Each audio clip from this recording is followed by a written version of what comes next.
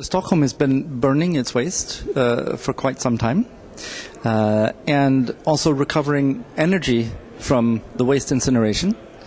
Originally not to recover energy, just to get rid of the waste, but then now to get both heat and electricity. And it's a very efficient. We get a lot of energy out of the waste. But in Sweden in general, because it's been so successful with waste incineration for heat and power, there's been, in fact, an overcapacity of the waste incineration.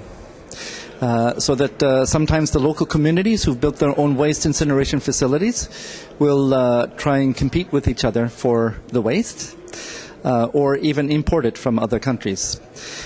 Secondly, once the waste facility is built, there's less incentive for the local community to do things to reduce waste or to use waste in a different way. For example, in Stockholm, we're not very good about using organic waste to make biogas.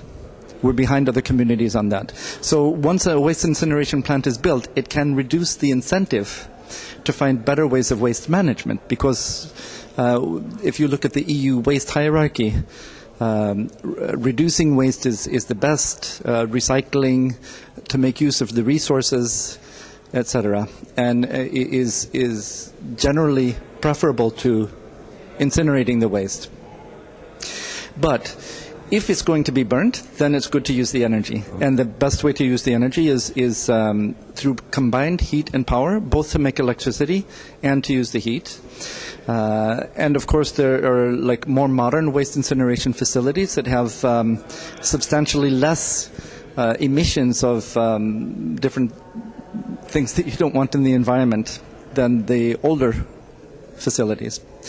Even in the more modern ones, sometimes there can be problems depending on what waste you put into the facility. So, for example, there was just quite recently in Stockholm unexpectedly high emissions of mercury, and they're now investigating to see what is this from, and they think that some people have maybe been putting electronic material into the waste incineration that shouldn't be put there.